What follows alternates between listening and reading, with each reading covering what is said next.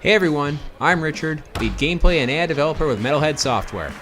In our last video, we touched on several new features to the game modes, including franchise mode and the customization suite. In this video, we're going to take a deep dive into the on-field changes to gameplay in Super Mega Baseball 3. Overall, gameplay remains true to the Super Mega Baseball series, with fast-paced games and gratifying gameplay mechanics. SMB3 builds upon the previous game's core on-field play to produce a more well-rounded and much improved baseball simulation. Perhaps the biggest changes in Super Mega Baseball 3 are the new base stealing and pickoff mechanics. A lot of people requested improvements to base stealing in SMB2, so this was high on our priority list to address in SMB3. Base runners now take off immediately when you press the steal button. Timing your steal with a pitcher's delivery is now key to successfully stealing a base. When pitching, throw a pickoff by pressing the D-pad button corresponding to the base you want to throw to. If the runner is not careful and tries to steal, a pickoff throw will catch the runner in a rundown.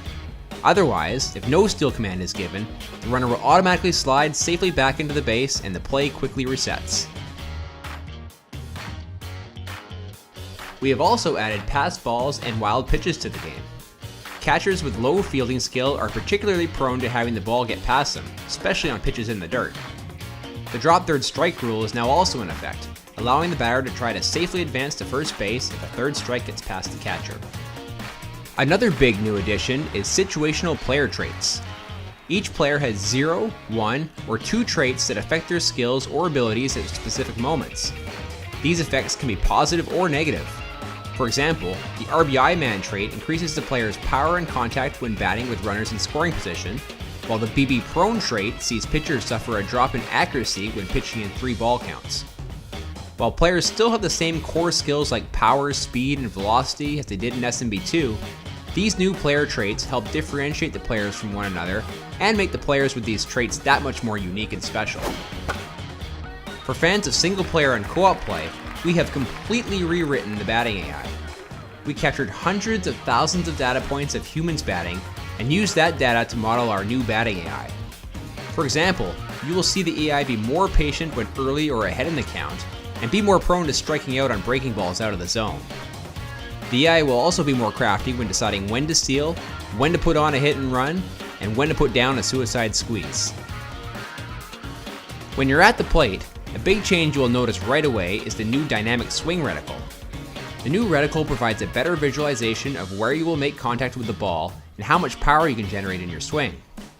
The diameter of the outer circle is controlled both by your batter's contact skill and the batting ego that you play at.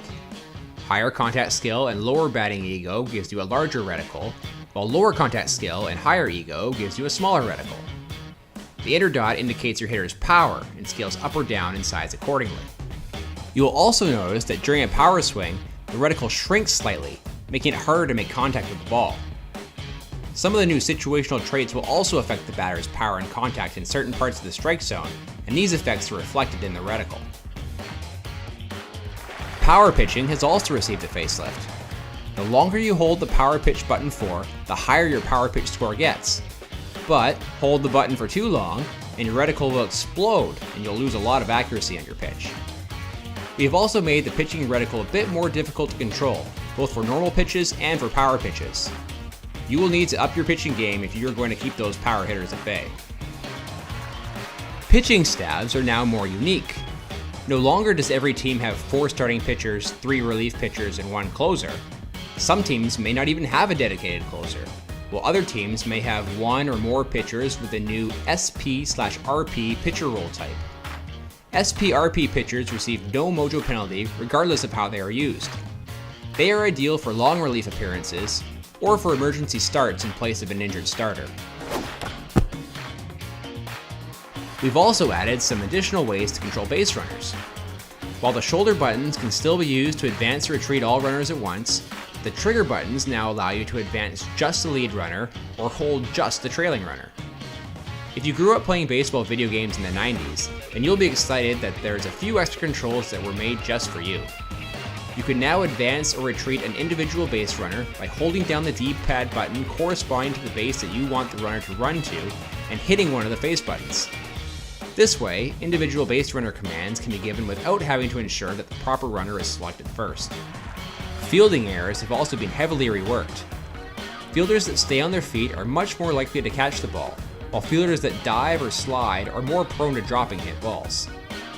Now, only the best fielders will be able to repeatedly make successful diving catches. Also, fielders will behave much better in rundowns.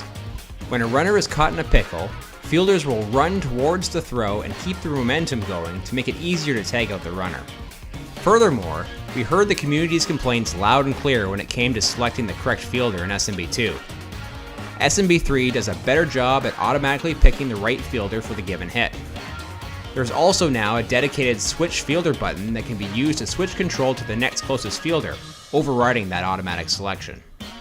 We have also added player names in the field underneath your selected player. This will help you become more acquainted with your roster, especially in franchise mode where players are coming and going from your team. Another common complaint brought up in SMB2 regarded how mojo persisted in season and elimination modes.